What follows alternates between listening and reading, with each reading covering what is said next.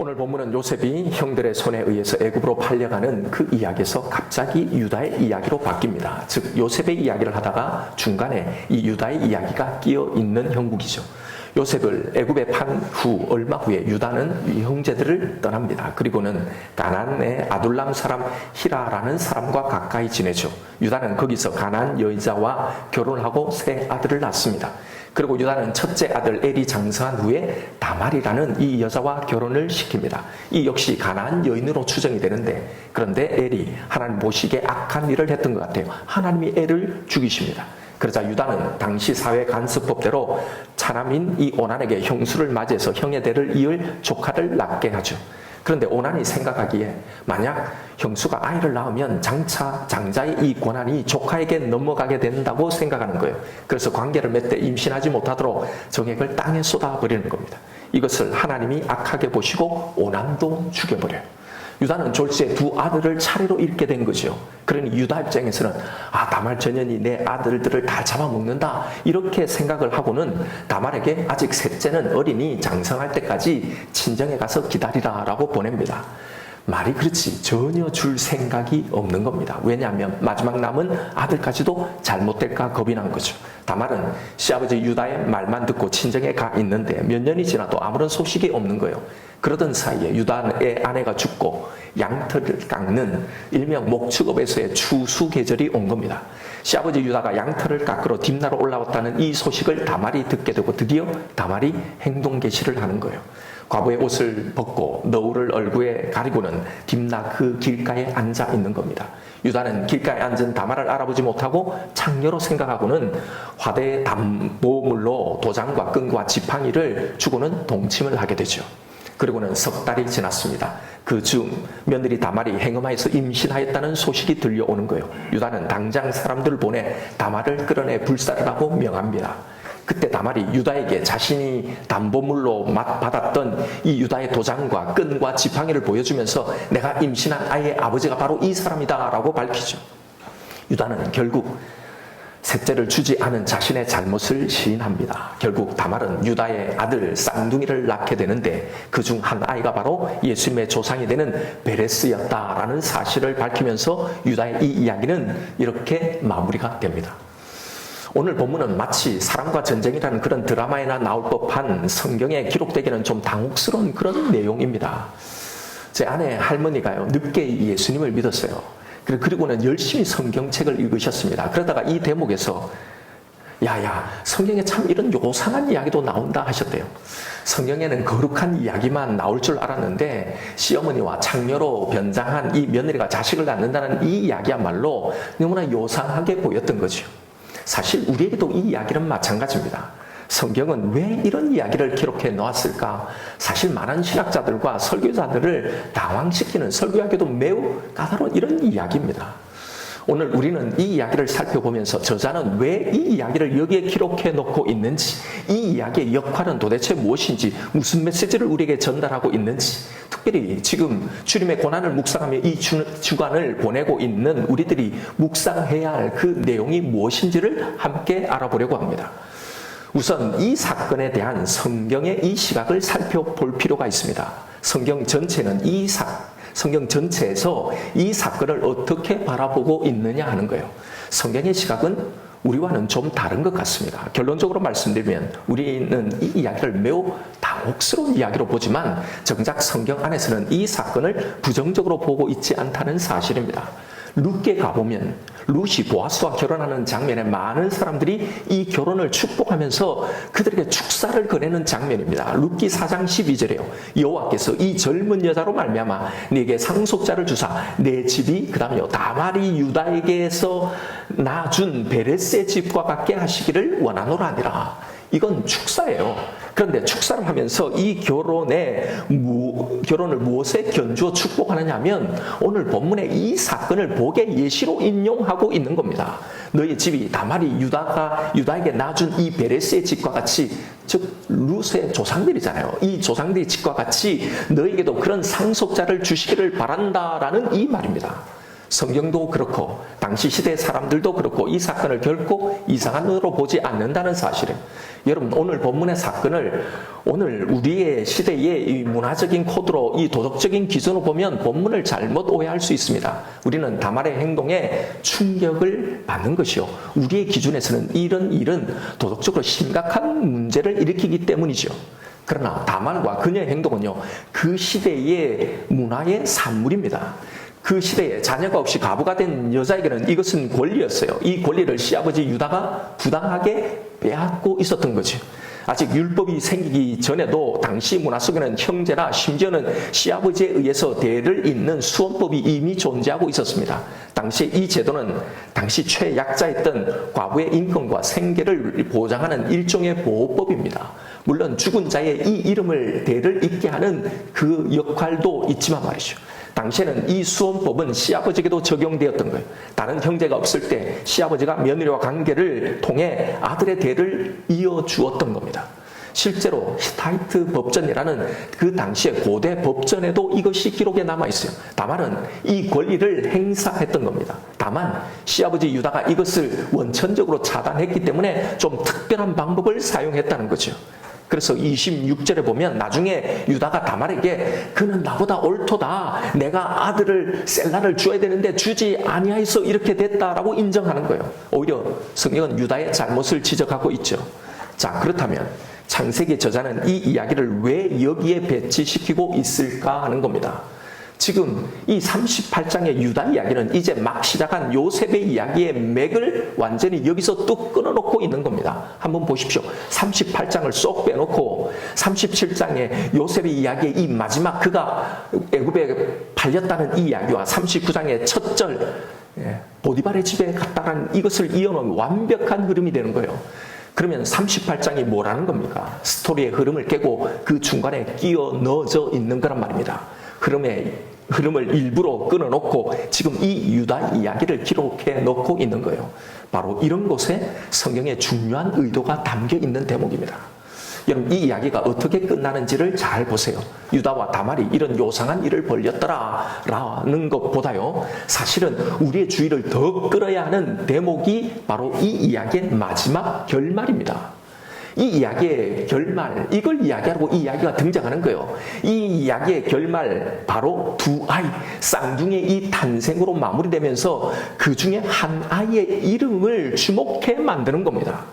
이 대목을 읽으면서 결코 그냥 지나칠 수 없는, 아니 지나치면 안 되는 이름이 있죠. 두 아이 중에 베레스라는 이름입니다. 왜요? 이 베레스가 이제 성경에서 자주 등장하기 때문입니다.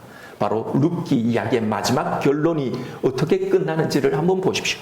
이 베레스의 계보가 이러하니라, 룻기 이야기를 쭉 해놓고 마지막 결론을 베레스의 계보가 이러하니라 하면서 베레스의 족보가 소개되면서 이 룻기 이야기가 끝나는 거란 말입니다. 룻기에서 이 베레스의 족보에 보아스가 등장하고 그의 후손이 이새였다는 걸, 그리고 그의 아들은 다름 아닌 다윗이었다는 걸 밝히면서 이 이야기를 끝나는 거예요. 그럼 룻기의 이야기가 무엇을 말하는 이야기였다는 겁니까? 다윗요. 궁극적으로는 이 이야기가 예수 그리스도의 계보, 그의 이야기라는 걸 암시해 놓은 거란 말입니다. 바로 그렇게 오늘 이 이야기도 예수님의 계보, 베레스가 어떻게 태어나게 되었는지를 보여주는 이야기라는 거예요. 오늘 이 이야기도, 룻기의 이야기도 결국 어디로 귀결됩니까? 예수 그리스도에게요. 그래서 우리는 이 이야기를 읽으면서 한 가지 구절을 떠올려야 하는 겁니다. 그리고 이 구절을 떠올리면서 이 이야기를 읽어야 하는 거예요. 바로 신약을 여는 마태복음 1장 1절의 족보 이야기입니다. 아브라함과 다윗의 자손 예수 그리스도의 계보라. 아브라함이 이삭을 낳고 이삭은 야곱을 낳고 야곱은 유다와 그의 형제를 낳고 유다는 다말에게서 베레스와 세라를 낳고 야곱에는 12아들이 있었죠. 그런데 바로 이 유다에게요. 그리고 다말을 통해서 베레스를 낳았다는 겁니다. 이 족보는 어떤 길을 통해 아브라함에게서 시작된 이 하나님의 약속인 그 씨, 그 후손인 메시아가 이 땅에 오셨는지, 그 약속이 성취된 그 길, 예수 그리스도가 인간에게 걸어오신 그 과정, 그 길을 지금 보여주고 있는 겁니다. 여기에 오늘 본문의 주인공들인 유다와 다말의 이름이 나오고요. 그리고 오늘 본문의 이야기는 이야기에는 두 가지의 의도가 숨겨져 있습니다. 첫 번째 의도는 이 이야기가 어디에 지금 위치해 있는지를 보면 이 의도를 금방 짐작할 수 있습니다. 요셉의 이야기가 본격적으로 막 시작되려는 그 시점입니다.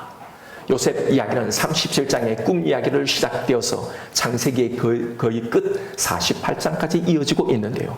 바로 이 요셉 이야기의 첫 부분에 오늘 이 본문이 들어와 있는 거란 말이에요.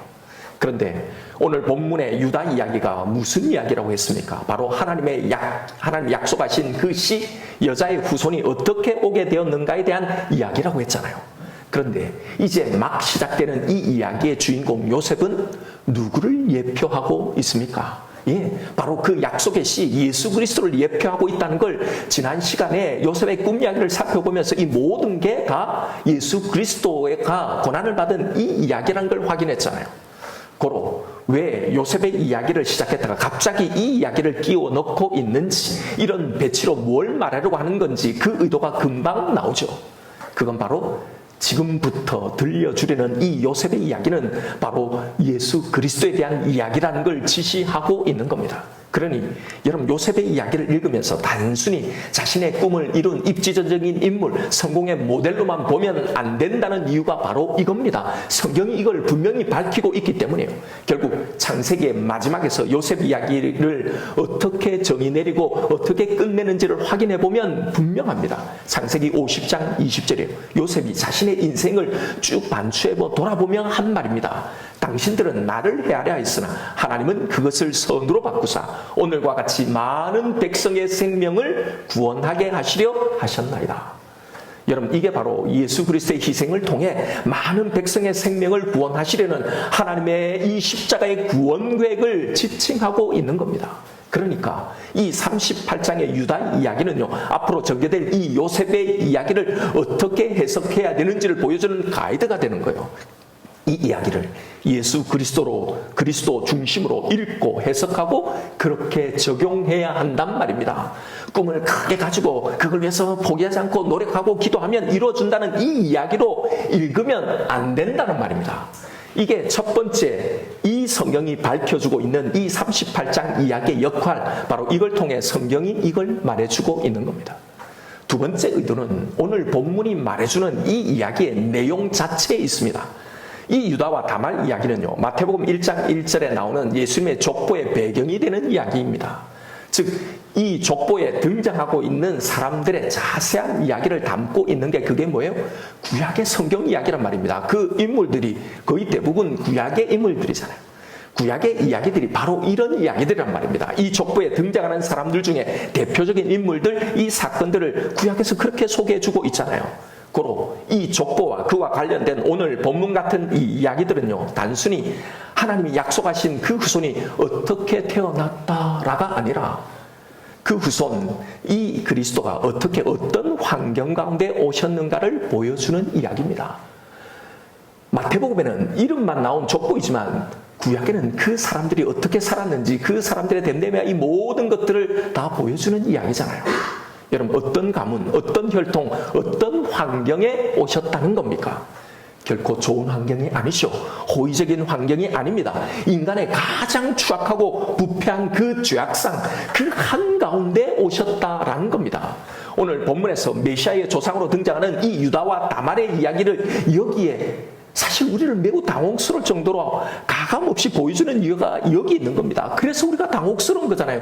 와, 이런 이야기를 왜 굳이 이야기 밝혀놓고 있을까? 그렇게 보잖아요. 이 이야기 속에 드러나는 유다의 행동의 이 면면을 유심히 관찰해 보면요, 그리스도의 조상인 이 유다를 어떻게 성경이 그려내고 있는지를 알 수 있습니다. 1절에 보면 그 후에 유다가 자기 형제들부터 떠나 내려가서 아둘람 사람 히라와 가까이 하니라. 여기에 두 단어, 떠나와 가까이 하리라는 이 상반된 이 두 단어를 주목해 보십시오. 유다는 헤브론에 있는 아버지와 이 형제들, 즉 하나님의 선민인 이 약속의 사람들을 떠나고 있어요. 그리고 가나안 사람과 가까이 했다는 겁니다. 그 결과가 곧 나타나죠. 2절에 유다가 거기서 가나안 사람 수아라는 자의 딸을 보고 그를 데리고 동침하니. 유다는 증조 할아버지 아브라함이 어떻게 할아버지 이삭의 아내를 구했는지를 그는 알고 있습니다. 또 할아버지 이삭이 가나안의 며느리를 얼마나 싫어했는지, 그래서 왜 아버지 야곱을 하란으로 보냈는지를 너무나 잘 알고 있죠. 이것은 분명 집안 대대로 정해진 전에 내려오는 결혼의 원칙이었을 거예요. 그런데 오히려 그는 친족을 떠나 가나안 사람과 가까이하고 결국은 가나안 여자를 아내로 맞이하게 되는 겁니다. 상징적으로 말하면요, 죄와 연합하며 살았다라는 겁니다. 결국 며느리도 직접 거기서 구해오는 거예요. 6절에 유다가 장자 애를 위하여 아내를 데려오니 그 이름은 다말이더라. 다말의 출신지가 정확하게 언급되어지는 않았지만 룻기에서 룻을 축복하면서 다말의 예를 들어서 룻이 다말처럼 보아스의 아이를 낳기를 원한다는 걸로 봐서는요, 아마 다말도 이 룻처럼 이방 여인이었다는 걸 짐작할 수 있는 대목이죠. 유다 자신도 가나안 여자랑 결혼한 마당에 며느리인들 말한들 못하겠습니까? 그러니 이런 언급들이 뭘 암시하고 있는지가 보이죠. 유다의 신앙, 그의 영적 상태를 언급하고 있는 겁니다. 7절에 보면 하나님이 장자애를 죽이셨다고 나옵니다. 하나님 죽이셨다는 표현은요, 여기에 처음 나오게 되는데요. 아니, 얼마나 악했길래 하나님이 죽이셨다고 이렇게 표현해 놓았을까 말이죠. 둘째 아들 오난 역시 하나님이 보시기에 악함으로 그도 죽이십니다. 이것이 무엇을 말해줍니까? 유다는 자신도 그렇고 또 하나님을 경외하는 영적인 자녀 양육에도 결코 영적인 자녀를 길러내지 못했다는 걸 보여주는 거예요. 이런 유다의 영성은 문제의 핵심이 무엇인지를 정확하게 볼 수 있는 영적인 안목도 앗아가 버립니다. 영적인 맹인으로 만드는 거죠. 11절을 보십시오. 유다가 그의 며느리 다말에게 이르되 수절하고 네 아버지 집에 있어 내 아들 셀라가 장성하기를 기다리하니 셀라도 그 형들 같이 죽을까 염려함이라. 자, 보십시오. 이 모든 것이요, 며느리 다말 때문이지 자기 아들들이 왜 죽었는지를 그 정확한 분석을요, 판단을, 그들의 잘못을 전혀 보지 못하는 겁니다. 오늘 이야기의 하이라이트는 다말과의 만남에 있습니다. 다말과의 스캔들은 양털을 깎기 시작하는 이 시점에서 일어나죠. 12절에 보면 유다의 아내가 죽은 후에 유다가 위로를 얻었다라는 이 말은요, 애곡하는 기간이 끝났다라는 말입니다. 그리고 그 후에 바로 이 양털 깎는 시기가 된 거예요. 그리고 이때 이 사건이 일어난 겁니다. 목축업에 있어서 양털 깎기는 추수에 해당하는 축제입니다. 그래서 다말은 시아버지 유다가 양털을 깎으러 딥나에 올라왔다는 이 이야기를 듣고 딥나 길 곁으로 가는 거예요. 그리고 거기서 시아버지 유다와 만나게 되는 거죠. 여러분, 아니 그런데 어떻게 며느리를 못 알아볼 수 있을까? 그런데 여자들은 충분히 그럴 수 있다고 봅니다. 화장 전과 후가 완전히 다른 사람들 들어있고요, 변장에 가까운 그런 화장실도 있으니, 아니면 이때 유다가 아마 그 술에 아마 취해 있었는지 모르죠. 자, 어쨌든 이건 중요한 게 아닙니다. 어쨌든 여기서 중요한 건요, 그런데 어떻게 다말이 유다가 이리로 올라올지, 그리고 그가 창녀를 찾을지 어떻게 알았을까 하는 겁니다. 여러분, 그냥 무턱대고 길가에 앉아 있으면 시아버지가 지나갈 거고 그러면 만나야지 하고 그렇게 앉아 있었던 게 아닙니다. 여러분, 만나서 단순히 따지려고 했다면 그냥 시아버지 집으로 바로 찾아갔어야지 여기에 왜 앉아 있었겠어요? 사실은 다말은 유다가 이럴 줄 이걸 다 알고 있었던 거예요. 그리고 이 계획을 가지고 온 거란 말입니다. 사실은 이랬습니다. 가나안의 가장 대표적인 신이 풍요의 신인 바알입니다. 그래서 가나안에서요, 양털을 깎기 전에 반드시 치르는 예식들이 있어요. 가나안 사람들이 하는 바로 이 바알 신전의 여사제들과 성관계를 맺는 겁니다. 왜요? 다산을 기원하는 거죠. 그래서 이번에 소출을 많게 해달라고 먼저 가나안의 신에게 이걸 비는 겁니다. 이런 행위를 통해서요, 다말은 바로 이걸 알고 있었던 거예요. 어떻게 알았겠어요? 유다는 계속 이런 일을 했을 거란 말입니다. 시아버지 유다가 시어머니의 죽음을 통해서 성적인 외로움도 달랠 겸 풍성한 소출을 위해 이런 의식을 치를 줄 알았던 겁니다. 생각해 보십시오. 길 가다가 여자가 앉아가 있다고 해서 다 창녀라고 여기지는 않잖아요. 다말이 입고 있었던 과부의 옷이 있듯이 성전 창녀를 표시하는 옷이 있었던 겁니다. 유다가 이렇게 가나안 문화에 깊숙이 빠져서 타락해 있었다는 걸 알려주려는 대목이란 말입니다. 보세요. 이 사건이 뭘 말하려고 하는지를 말입니다. 가난한 사람들과 그렇게 나중에 진멸당해서 쫓겨나야 죽어야 될 이 가난한 사람들과 주님이 사람에게 오시게 된 이 길이 된 이 유다가 아무런 차이가 없었다는 걸 말하려고 하는 겁니다. 가난해서 하나님만을 섬기고 하나님만을 주인으로 섬기고 살지 않았다는 거예요. 우리는 하나님을 믿는 사람들이야, 우리는 너희들처럼 그런 제사 그런 것들 섬기지 않아 라고 자신의 신앙을 지키며 살았던 게 아니라요. 그들도 가난해서 가난한 사람들처럼 이렇게 바알을, 세상의 물질을, 세상의 성공과 번영과 영광을 섬기고 이걸 추구하며 살았더라는 겁니다. 아무런 차이도 없이요. 바로 여러분, 이게 가난을 심판하신 이유잖아요. 그들이 진멸당했던 그 이유잖아요. 그런데 그들과 아무런 차이 없이 똑같이 살고 있었다는 걸 말해주려고 하는 겁니다. 유다만 그랬을까요? 나머지 11명의 형제들도 그렇게 살았다는 거예요. 여러분, 성경이 이 유다와 다말의 이야기를 통해 뭘 말하려고 하고 있는지가 느껴지십니까? 성경이 드러내고 있는 이 유다의 모습을 좀 더 보십시오. 15절에 보면 유다가 다말을 창녀로 여겼다고 나옵니다. 아마 성적인 외로움도 달랠 겸 풍성한 소술도 빌 겸 아마 겸사겸사 이런 관계를 가지는 겁니다. 다들 그러니까요. 그리고는 나중에 화대를 지급하기 위해서 그 창녀를 찾으러 자신의 친구를 보냅니다. 21절을 보십시오.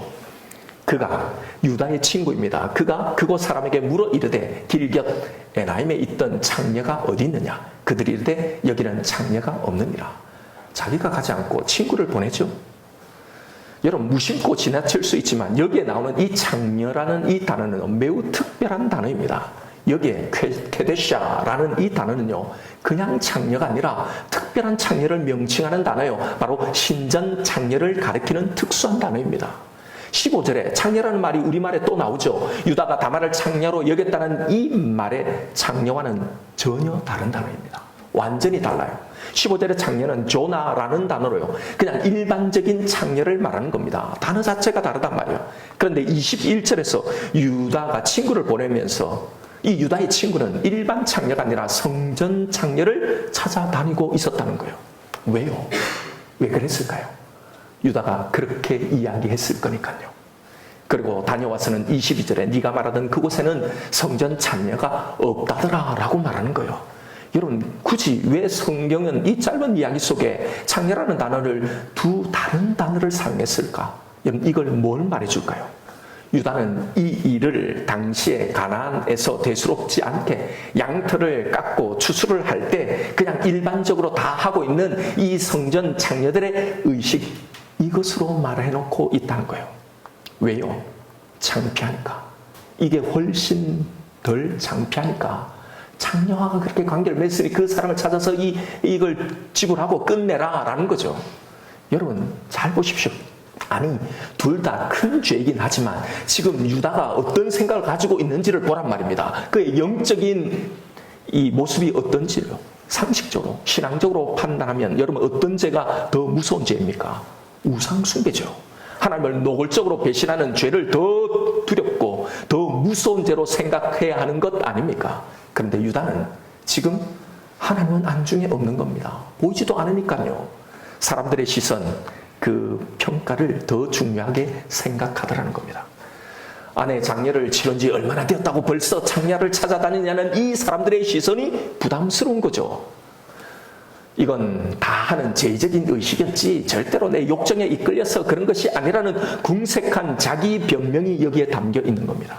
그래서 가난한 사람에게 그 사실을 나타낼 때는 단순히 창녀가 아니라 죄의적인 그런 성전 창녀라고 지칭하는 거예요. 그래서 23절에 유다가 그냥 그녀로 그것을 가지게 그냥 두라, 우리가 부끄러움을 당할까 하노라 라고 말을 했던 거예요.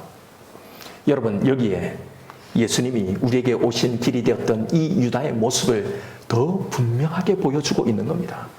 하나님의 기준이 아니라 사람들의 시선이 죄의 기준이 되어 있는 거죠. 하나님이 뭐라고 말씀하시든 그건 별 문제가 되지 않습니다. 당장 내가 천벌을 받아 죽는 것도 아니고 하나님이 나타나 눈에 보이는 것도 아니고. 그런데 문제는 사람들의 시선이죠. 사람들의 평가입니다. 그들은 다 보고 있으니까요. 나를 어떻게 보느냐가 중요한 겁니다. 이게 복음을 막론한 인간의 죄라는 거예요. 이게 바로 하나님을 믿지 않는 세상 사람들이 가진 죄관이잖아요. 보이지 않는 신, 그건 상관이 없어요. 나를 사람들이 어떻게 보느냐, 이걸 보는 거죠. 여러분 보십시오. 아무런 차이가 없었단 말입니다. 이런 유다의 죄관과 죄성이 어떻게 나타난지를 보십시오. 유다는 다말에게 아버지의 집에 가서 평생 과부로 살 것을 요구하면서도요, 정작 자신은 자신의 욕구 충족을 위해 창녀를 찾아 헤매고 있는 겁니다. 그리고는 다말의 음행에 분개하는 거죠. 어떻게 저럴 수 있느냐, 저건 불태워 죽여야 마땅한 그런 죄다라고 말이죠. 정작 자신 또한 불로 태워 죽여 이 형벌을 받아 마땅한 이런 죄인이면서도 말입니다, 자신에게는 관대하면서 타인의 실수와 연약함을 못 견뎌야 하는 거죠. 똑같은 죄인임에도 그래도 더 고상한 것으로 포장하려는 이 인간의 악한 본성 말입니다. 이게 인간입니다. 여러분, 이 모습이 누구의 모습입니까? 끊임없이 내 의로 내 모습을 가리려는 우리의 모습이죠. 우리를 그렇게 사랑하시고 그렇게 구원하신 이 신실하신 하나님을 떠나 세상을 향해 점점 가까이 하고 있는 이 유다의 모습이요, 하나님보다 사람의 눈을 더 의식하면서 사람의 눈에 들키지 않았기 때문에 나는 저 사람들보다 더 나은 사람이라는 이 의인의식에 쩔어서요, 정작 하나님의 눈 앞에서는 더 추악하고 더 악한 죄를 지으면서 다른 사람들의 실수와 연약함을 못 견뎌하는 이 유다의 모습이 바로 우리의 모습 아닌가요? 여러분, 그런데 여기에 아이러니가 있습니다. 그런 내 모습을 보면서 나는 하나님의 이 은혜를 누리지 못한다는 겁니다. 정작 나는 의인이고 싶어 하고 그렇게 착한 사람으로 보여지고 싶도록 그렇게 노력하고 있으면서도요, 여러분 왜 이 이야기를 들려주고 있는 겁니까? 또 우리의 이 악함을 지적하고 우리의 죄악을 지적하기 위해서, 우리가 어떤 존재인지를 보여주기 위해서죠. 그런데 여러분, 이 이야기는요, 성경의 이 고발의 의도는요, 단순히 거기에 머무르 있지 않는다는 겁니다. 이 이야기가 마태복음 1장 예수님의 족보, 어디에 예수님이 오셨는지를 이 족보가 담고 있는 메시지를 보여주는 이야기라고 했잖아요. 그게 뭐라는 겁니까? 도무지 예수님이 오실 수 있는, 하나님이 오실 수 있는 혈통이 아니었다는 거죠. 이렇게 온통 죄악투성인 모습인데 말이죠, 바로 이걸 말하려고 하는 겁니다. 바로 예수님은 이런 우리의 죄악, 이런 우리의 연약함, 바로 이런 악함 그 한가운데 오셨다는 이 사실을 말하려고 하는 겁니다. 왜요? 바로 이 죄를 해결하기 위해서 그 죄 한가운데, 너의 죄 한가운데 왔다는 이 이야기요. 그래서 그 죄들을 가감없이 다 드러내놓고 있는 겁니다. 다 까발려 놓고 있는 거예요. 아브라함은 이삭을 낳고, 이삭은 야곱을 낳고, 야곱은 유다를 낳고, 유다는 다말에게서 베레스를 낳고, 이 예수님의 족보에 올라와 있는 이 이름들요, 그 사람들의 면면을 한번 보시란 말입니다. 성경이 인간에 대해서 하나님의 당신의 택한 백성들, 그들 위해서 당신의 아들을 주기 위해서 그 사람들을 어떻게 말하고 있는지를요, 여기에 이 족보에 올라와 있는 이름들의 면면들이 다 성경에 기록되어 있잖아요. 족장들의 이야기들, 왕들의 이야기들요, 그 족보에 등장하는 유일한 4명의 여인들의 이야기를요, 성경은 우리에게 다 들려주잖아요. 여러분, 족장들이 얼마나 하나님을 신뢰하지 못했습니까? 왕들은 얼마나 악했습니까? 거기에 예수님이 임하실 합당한 자격이 있는 사람들이 단 한 명이라도 있나요? 예수님의 족보에 등장하는 이 4명의 여인들조차도 어쩌면 다 정상적인 관계에 있지 않았어요. 다말은 통상적인 결혼 관계가 아닌 시아버지와 며느리의 이 관계이고, 라합은요, 가나안의 기생 이 창녀였단 말입니다. 룻은요, 율법에서 하나님의 총에 들어오지 못한다고 선고받은 모압의 여인이었어요. 바세바는요, 살인과 불륜을 통해 맺어진 그런 관계였단 말입니다. 바로 이 한가운데요, 바로 이들의 이 죄악 한가운데로 그들의 혈통을 타고 예수 그리스도가 오셨다는 거예요. 바로 이 말을 해주려고 하는 겁니다. 여러분, 왜 이 이야기를 우리에게 들려주고 있을까요? 왜 우리가 이 이야기를 읽어야 합니까? 아직도 이 예수의 피로 자신의 죄를 해결받지 못하는 사람들이 너무나 많기 때문입니다. 교회에서 성경에서 가장 많이 듣는 이야기, 하는 이야기가 뭐예요? 예수 그리스도의 십자가의 대속입니다. 그런데 교회에서 성도들에게 가장 해결받지 못한 정작 그 문제가 바로 이 죄의 문제란 말입니다. 자신의 이 죄를 이 십자가에서 온전히 해결받지 못하고 있는 사람들요. 바로 이런 당신의 자녀들에게 지금 이 이야기를, 성경은 끊임없이 이 이야기를 하고 있는 겁니다. 예수가 온 이유, 하나님이 당신의 아들을 우리에게 보내주신 그 이유, 너의 어떠함 때문이 아니고, 네가 나는 사람보다 더 착해서 그래서 내가 너에게 임한다는 게 아니고, 온전히 내 사랑이라는 걸 알아라고 말입니다. 너희들은 아무런 차이가 없지만 내 사랑 때문이라는 걸 알아라고. 왜냐하면 늘 우리는 우리의 모습으로 이 구원의 자격을 확인하려고 하기 때문입니다. 그래서 이렇게 예수의 십자가, 예수의 고난, 나를 위한 죽음이라고 말은 그렇게 하지만요, 이 예수의 대속이 주는 그 은혜와 그 효력을 우리는 온전히 누리지 못하고 살아가는 겁니다.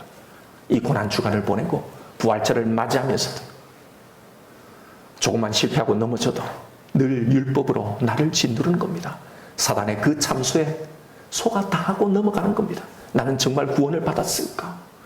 이 두려움, 이 불안이 끝나지 않는 겁니다. 보세요. 성경이 우리에게 뭘 말하려고 하는지요. 이 예수가 오신 이 길, 이 족보에 담긴 이야기가 뭘 말하려고 하고 있는지를요. 예수님이 오신 이 인간들 한가운데 무엇이 있었는지요. 어디에 예수님이 오셨는지를요. 이스라엘 중에 그래도 좀 고르고 골라, 그래도 조금 괜찮고 조금 더 착하고 조금 더 영적인 사람, 좀 더 신앙이 좋은 사람은 골라서 그 혈통을 타고 오신 게 아니잖아요. 고르고 고른들 거기에 더 나은 사람, 더 자격이 있는 사람이 어디 한 사람이라도 있겠습니까? 여러분, 오늘 본문이 보여주는 주님이 인간에게 오신 그 길을 한번 보시란 말입니다. 성경이 우리에게 들려주는 이 장면을요.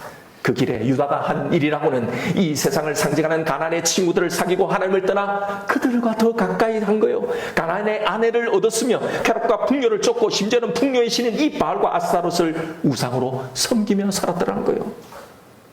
하나님의 선민이라고 말하면서도 가나안과 여러분 세상과 아무런 차이도 없는 똑같은 죄인으로 살아가고 있더라는 겁니다. 그런데 그런 죄인들의 삶 속으로 하나님의 구원의 은혜가 뚫고 들어오셨다는 거잖아요. 우리가 좀 더 나아서가 아니라 우리가 바로 이런 똑같은 죄인이기 때문에, 바로 그래서 그 이유 때문에 당신의 용서 외에는 그 어떤 방법도 없기에 바로 우리에게 그래서 오신 거란 말입니다. 성경은 이 이야기를 하는 거예요. 더 나은 인간이 되어야 된다, 더 착한 인간이 된다, 왜 그따위로 사느냐가 아니라 바로 너의 그 죄 때문에 내가 왔다라고 이야기하고 있는 거예요. 여러분, 이런 우리의 추악함을 뚫고 들어오시는 이 하나님의 은혜를, 내 연약함, 내 죄악됨에도 불구하고 하나님의 이 구원을 반드시 이루어진다는 걸 믿으라는 겁니다. 내 실패를 보며 좌절하지 말고 이것을 능히 이루실 그 하나님의 신실하심, 그 지혜, 그 전능을 바라보라는 겁니다. 이걸 놓치지 말라는 겁니다. 왜요? 그것을 공격하고 그걸 의심케 하고 잃어버리게 하는 사단의 공격이 있기 때문에요. 그래서 여러분, 이 대속의 문제가 가장 많이 이야기되어지면서도 성도들에게 가장 해결되지 못하고 남아있는 이 문제예요. 끊임없이 사단이 공격합니다. 너의 그 죄 한가운데로 오신, 바로 그것을 해결하기 위해서 오셨던 그 십자가에서 이제 너의 이 죄의 문제, 이 죄로 인한 좌절과 불안과 두려움을 해결하라는 겁니다. 착각하지 말라는 거예요. 내가 온 것은 죄인에게 온 것이지 의인이 아니라는 겁니다. 좀 더 나은 사람이 아니라는 거예요. 그런데 왜 너희는 자꾸 이것에 집착하느냐? 그래서 네 모습을 보며 실망하고 낙심하고 의심하고 불안해하느냐라고 말하고 있는 거예요. 여러분, 그래서 성경은 예수님이 오신 이 길이 되었던 유다와 다말의 이야기를 여기에 이렇게 기록해 놓고 있는 겁니다. 여러분, 이것이 우리가 주님의 고난을 묵상하면서 해야 할 진짜 묵상의 내용이고요. 이것이 이 묵상을 통해 우리가 해결받아야 할 내용인 겁니다. 나의 연약함, 나의 죄인됨, 나의 악함을 묵상하십시오. 그리고 그걸 인정하십시오. 전혀 자격 없음을 진심으로 인정하십시오. 그런데 여러분, 이 인정이요, 사단이 우리에게 안겨주는 것처럼 죄책감과 정죄감의 이 불안으로, 두려움에 머물러 있으면 안 된다는 겁니다. 바로 그래서 예수님이 그래서 오신 거잖아요. 바로 그래서 이 예수가 필요한 겁니다. 그래서 나의 이 죄성, 이 악함, 그 한가운데 예수님이 오셨어요. 그래서 그걸 해결하시려고 오셔서 이 모든 것을 십자가에서 다 도말하시고 해결해 놓으신 거란 말입니다. 이것이 예수님이 십자가에 고난받으시고 죽으신 이유잖아요. 그러니 이 고난의 묵상은 반드시 주님이 우리에게 주시려고 했던 이걸 누리면서 이 확신, 감사와 기쁨과 하늘의 평강으로 나아가야 하는 거예요. 안식의 그 힘에 도달해야 하는 겁니다. 이 십자가 앞에서, 이 예수 그리스도 안에서 여러분 불안해하지 마십시오. 두려워하지 마십시오. 늘 이 십자가의 능력과 효력을 무효로 만들려고 하는 이 사단의 속임에 속지 마십시오. 당하지 마십시오. 성경이 우리에게 계속 줄기차게 들려주는 이 이야기를 붙들란 말입니다. 여러분, 사단은 끊임없이 공격할 거예요. 죽을 때까지 공격할 거예요. 그러나 사단이 우리의 모습을 보여주면 보십시오. 두려워할 필요가 없습니다. 그걸 보여주고 나를 참소할 때마다 그래, 맞다, 나는 이런 죄인이라는 걸 그냥 인정해 주어버리십시오. 숨지 마세요. 피하지 마십시오. 큰일 나는 것 아닙니다. 맞아요. 율법으로 나는 그런 죄인입니다. 그런데요, 여러분, 거기서 두려워하고 불안하고 의심하지 말고요, 이 족보를 보여주란 말입니다.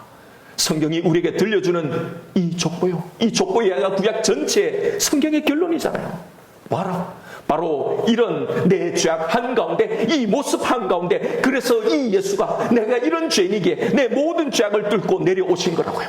내가 이런 죄인이기에 예수가 십자가를 지신 거라고. 그 십자가의 피가 나를 다 덮어 밀었다고요. 나는 그런 십자가의 옷을, 이건 지금 그의 의의 옷을 입고 하나님 앞에 설 수 있다고요. 이게 하나님이 나에게 하신 약속이라고요. 여러분, 나를 향한 참소를 향해 내받아치고 선포하십시오. 이 싸움을 싸워야 하는 거예요. 이게 예수 그리스도가 우리에게 주시려고 했던 바로 그 능력이란 말입니다. 예수의 십자가의 고난을 묵상하는 것은요, 여러분, 얼마나 그 예수님이 아팠을까? 너무나 죄송하고 미안하다가 아닙니다. 주님이 당신의 고난을 통해 우리에게 주시고 싶었던 바로 이것, 이 효력, 이 능력을 충만하게 누리는 겁니다. 이걸 누리는 것이 주님이 우리에게 원하시는 거란 말입니다. 여러분, 오늘 이 이야기에 보면요, 주님이 오시는 이 길이 유다를 통해 반응해 받는 것처럼 보입니다. 유다는 첫째가 크면 다말에게 주겠다고 했지만 결코 그런 생각이 없었죠. 그럼 다말은 그대로 그냥 이렇게 무자, 자식 없이 늙어 죽게 되는 거죠. 이제 하나님의 계획은 그럼 무산되어지는 겁니까? 여러분, 사실 성경에 기록된 예수님의 족보의 이야기가 역시 이런 이야기를 담아내고 있잖아요. 에덴 동산에서 범죄한 아담에게 주신 첫 번째 약속이 여자의 후손에 대한 약속이었는데, 성경의 모든 이야기는 항상 이 약속이 지켜지지 못하도록 저항과 사단의 공격을 받아왔잖아요. 가인이 아벨을 죽입니다. 아브라함이 애굽의 바로와 그 아래 아비멜렉의 아내를 빼앗기는 이런 위기를 맞이하죠. 신약에 와서는 요셉에 의해서 마리아의 관계를 끊어내고자 하는 일들이 일어납니다. 헤롯은 아기 예수를 죽이려고 합니다. 그러나 여러분, 그 어떤 방해도 하나님은 당신이 약속하신 그 후손에 대한 약속을 이루어 나가셨다는 이야기가 이 족보가 담고 있는 이야기 아닙니까? 성경의 모든 이야기, 족장들과 이스라엘의 역사의 이야기가 다 이걸 말하고 있는 거잖아요. 왜 이야기를 우리에게 들려주시는 겁니까? 우리에게도 마찬가지라는 거예요. 하나님의 구원 계획, 우리를 부르셨을 때 우리를 향한 하나님의 이 계획이 있습니다. 그런데 우리의 현재 상황은 전혀 그렇지 못한 것 같죠. 전혀 선하지도 좋지도 못하고 근사하지도 않습니다. 유다처럼 우리의 모습은 참으로 가망이 없어 보입니다. 뭔가 영적으로 바로 서고 든든히 서야 하나님도 그런 나를 통해 일하실 수 있을 것 같은데, 우리의 수준은 영 엉망이죠. 미달입니다. 항상 회개를 하고 항상 그렇지 않다고 다짐하지만 늘 넘어지는 거, 또 죄를 짓습니다. 믿음도 없습니다. 그래서 우리를 보면 답답한 거죠. 잘 해보려고 해도 그게 마음가치가 쉽지 않기 때문입니다. 그래서 더 답답하고 힘이 든 겁니다. 그런 모습을 보면서 좌절하고 낭망하고 불안하고 두려워하는 거죠. 그런데 여러분, 성경의 이야기를 보십시오. 요셉의 상황처럼 도저히 꿈과는 거리가 먼, 거기에 도달하기엔 불가능한 가까운 그런 상황인데 있지만, 그런데 이 모든 이야기를 통해 하나님이 뭐라고 말씀하십니까? 나는 너희의 어떠함에 지장받지 않는다라는 겁니다. 네가 어떤 모습일지라도. 왜? 그걸 내가 다 해결해 놓았기 때문에요. 여러분, 모든 거짓과 위선과 인간의 악한 의도 속에도 하나님의 선하신 뜻은 도저히 지장받지 않고 흘러가는 거예요. 우리의 연약함이, 우리의 부족함이 그걸 막지 못하는 겁니다. 내 구원은 그렇게, 내 이 죄악 가운데 임하신 이 예수 그리스도의 보혈은 그렇게 내 삶, 내 심령 가운데 흘러가고 있는 겁니다. 하나님은 유다의 이런 상황 속에서도, 요셉의 불가능한 이 현실 속에도 당신의 일을 묵묵히 해나가고 결국 이루셨잖아요. 이게 우리에게 들려주는 하나님의 음성입니다. 그 어떤 것도 하나님을 이기지 못해요. 여러분, 이것을 믿어야 하는 겁니다. 우리의 모습이 너무 연약합니까? 전혀 가능성이 없어 보이나요? 여러분, 하나님의 신실하심은 우리의 부족함이나 연약함의 구애를 받지 않습니다. 오늘 그 이야기가 그거잖아요. 우리를 향한 하나님의 계획은 우리의 죄로 인해 취소되거나 변경되거나 방해받지 않고 반드시 그 약속하신 대로 성취된다는 것, 내가 그것을 이룰 것이라는 게 하나님의 약속이잖아요. 바로 이 약속이 얼마나 확실한지를 우리에게 확증적으로 보여주신 이 사건이요, 당신의 아들을 십자가에 내어주신 이 사건이잖아요. 이 십자가에서 이제 나를 괴롭히던 내 연약한 모습, 사단이 참수하던 그 죄의 문제를 여러분 해결받으십시오. 아니, 이미 해결받았음을, 그걸 위해 오셔서 이미 그 십자가로 해결해 놓으셨음을 믿으십시오. 주님이 십자가를 지신 이 날을 묵상하는 이 밤에요, 여러분, 하나님의 이 약속을 붙드십시다. 나를 향해 세우신 이 모든 계획이 찬란하게 성취될 그것을 믿음으로 바라보며 나아가십시다. 여기에 이제 확증하고 절대 흔들리지 않는 그 확신 가운데 이제는 거하십시다. 오늘 이 밤 이 영원할 확신을 받으시는 저와 여러분 우리가 되기를 주님의 이름으로 축원드립니다. 이 시간 오늘 나에게 주신 말씀 붙들고 우리 다 같이 기도하십시다. 여러분, 내 자신을 보면 도저히 하나님의 사랑을 받을 만한 자격이 없다고 생각이 됩니까? 그래서 이 십자가를 믿으시면서도 불안하고 두려운가요? 여러분, 아무리 울어도, 아무리 회개해도 내 죄는 또 다른 모습으로 자꾸 나에게 나타납니다. 운다고, 회개한다고 내 죄가 해결되어지지 않습니다. 여러분, 그 해결은 오직 십자가의 그 대속, 그 완전한 대속, 모든 죄의 값을 영원히 다 치러주신 이 십자가의 대속을 온전히 믿을 때 그 불안과 두려움은 사라지게 되는 거예요. 아니, 이미 다 이루어 놓으셨는데 내가 그걸 온전히 확신하지 못해 누리지 못하고 있는 겁니다. 여러분, 성경이 우리에게 뭐라고 말씀하신지 성경의 말씀을 들으십시오. 그래서 십자가를 바라보라고, 그래서 이 십자가를 붙들라고 하는 겁니다. 그래서 이 족보를, 오늘의 그 족보 속에 담긴 진짜 이야기를 우리에게 들려주고 있는 거예요. 바로 이런 나의 죄 한가운데로 주님이 오신 거라고, 바로 이 죄를 해결해 주시기 위해서 오신 거라고 말입니다. 이제 나에게서 나오는 죄들, 가슴을 치며 회개해도, 그렇게 후회하고 울어도 내 속에서 또 나오는 내 죄들을 보면, 나의 악함을 보면요, 나만 알고 있는 나를 보며 불안해하지 마세요. 두려워하지 마십시오. 그래서 나에게 예수가 오신 거라고, 그래서 이 예수가 나에게 가장 큰 복이라고, 아니 유일한 복, 최고의 복이라는 걸 선포하십시오. 나는 이 예수로 충분하다고, 이 예수로 내 모든 죄를 사함받았다는 걸 선포하십시오. 이것이 최후의 승리 얻을 때까지 우리가 끝까지 이 십자가를 붙들고 싸워내야 할 싸움인 겁니다. 이 시간 기도하십시다. 주님, 이제 끝까지 이 십자가를 붙들겠습니다. 내가 아무리 연약해도 또 넘어져도 결국 하나님 당신의 아들을 걸고 나에게 약속해 주신 이 약속 그대로 나를 그 자리에 도달하게 하실 그 하나님 당신의 약속을 이제는 믿겠습니다. 이 시간 나에게 주신 말씀이 있을 겁니다. 우리 이 말씀 붙들고 주님 이름 한번 부르며 기도하며 나아가십시다.